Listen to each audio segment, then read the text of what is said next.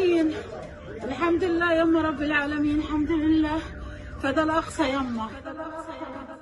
وغزة أيها الأعداء لن تفنى ولن تقصى.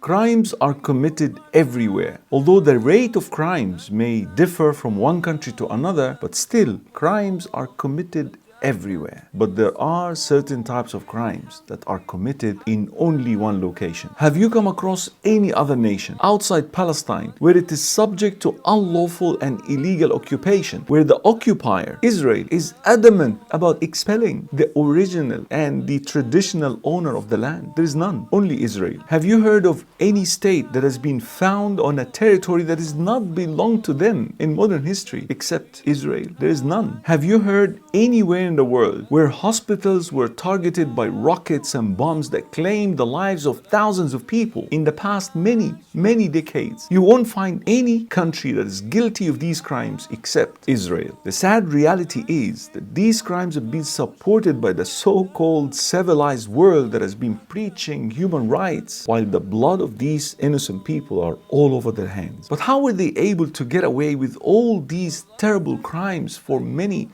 years? Easy. This is their blueprint to commit genocide and war crimes. Number one, lies and deception. Lie as many times as you can to gain the support of the public. Say things like Israel has the right to defend itself, or the Arab Palestinians are terrorists. Not just to simply lie and fool the public, but create dramatic scenes in their minds too, such as decapitated babies, raped women, kidnapped grannies. So lie, but also amplify your lies. Make your lies sound real, so the world is convinced that the perpetrator of the crime, Israel, is actually the victim. Number two, believe your lies and deception and kill anyone who object these lies. Not only to kill, but wipe out an entire ethnicity. Kill everything in sight, including little children, women, teenagers, elderly. Create your propaganda in the media and tell the people that Palestinians are actually human animals. They're not fully human like the rest of us. So who cares about some bunch of animals? Number three, beautify your crimes. Bring some celebrities, eloquent individuals, and politicians to encourage Israel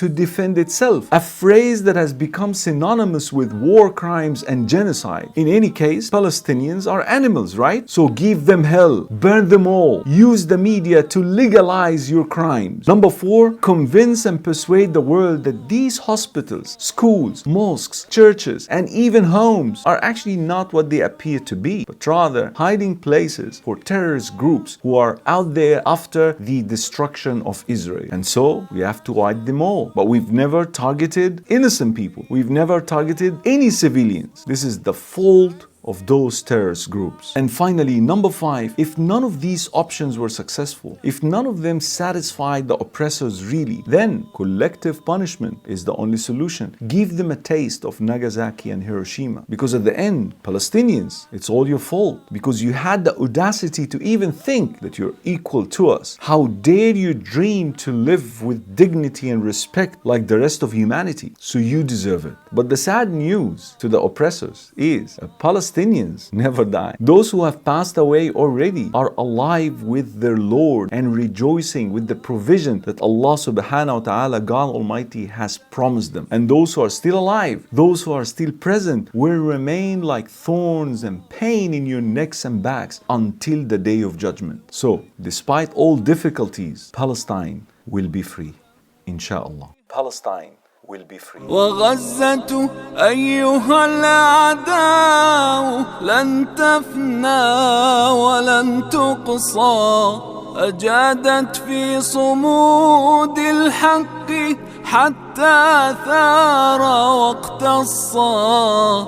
وغزة أيها الأعداء لن تفنى ولن تقصى. أجادت في صمود الحق حتى ثار واقتصى. فلن تذوق